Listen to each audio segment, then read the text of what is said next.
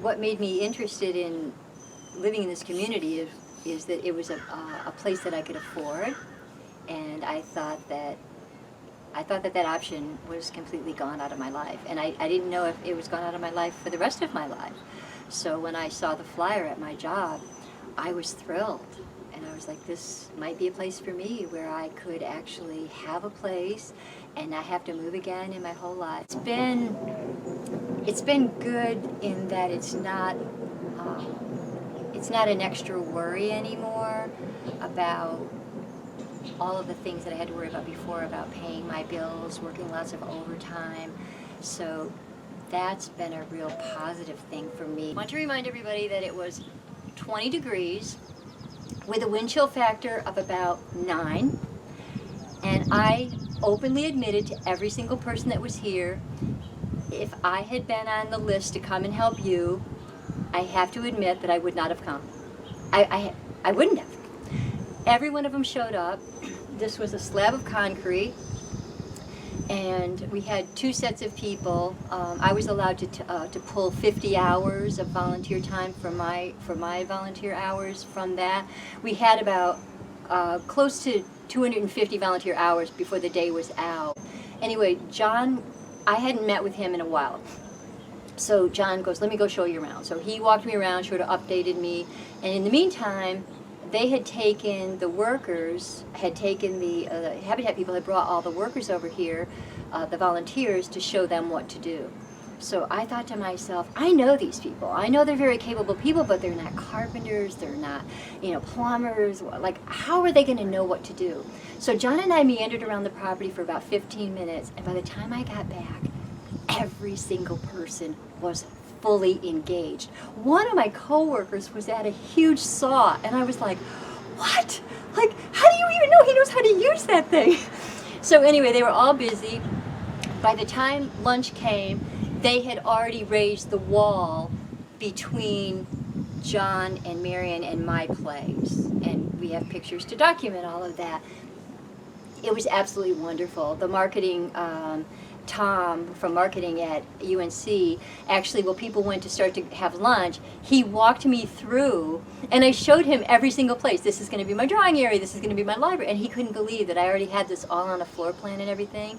But my co-workers worked their bottoms off. I mean, they didn't stop for a minute, they didn't take breaks. They brought their husbands, they brought their sisters. They have the dedication.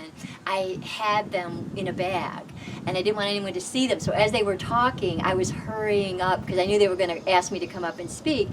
So I was hurrying up, and I changed into them. So at the end, I was like, did a little Dorothy thing and clicked the heels together and said, I'm no longer in Kansas, but I'm at Crescent Magnolia, and clicked the heels. And the nurse manager, Cheryl, from Children's 6, who was, I considered her my boss. She wasn't, but when I was on the floor, I considered her my boss. We conferred about many things. I went to her for advice all the time. She never quashed anything I said. She always knew when I came to her it would be thoughtful and have a plan in place. She showed up, and then each subsequent person started showing up, like regional managers. That's one of my favorite photographs, actually, of them with me, and everybody looked so happy. I looked the happiest there in that photo. I was thrilled, and I got to take them inside and show them and explain to them. And when we got inside, all they kept saying was, what can we do for you? I'm like, you've done it. You've done it already. You showed up. You supported me during this time. You put up with my craziness and my working overtime and being tired, and you gave me the hours I needed. You've done it. And they were like, no. Like, what do you need? Do you need closets? Do you need, make a list of paper goods and supplies? Like, no, we're gonna do a whole bunch for you. And I'm like, oh, and Habitat. Oh, God bless. Oh, all of them. I mean it. Now I'm gonna cry.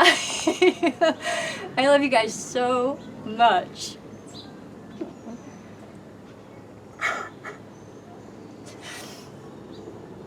John and I sit out here.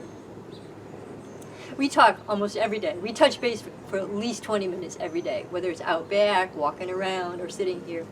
We never turn around and go back in our places without looking at each other and going, We are, right, John? We're blessed. We're so blessed. And we say that every single day. We love it here so much that we don't have to worry. I'm not working, that I can do things I love. I can start painting. I can do more photography. I can take care of my animals. I can take care of my friends, and my family. Like, there's time to do those things now.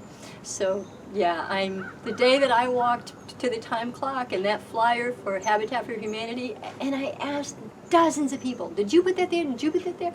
Nobody put claim on it. They don't know how it got there. I ripped that thing down so fast and went and photocopied it and put it back up. I was on the phone that day. The next day I dropped the stuff off to Vince. I had everything. And he sat right down with me. We spent an hour and a half talking and going through the paperwork, and the rest is history. Here I am by the old oak tree. So yeah, it's, I feel like I can breathe.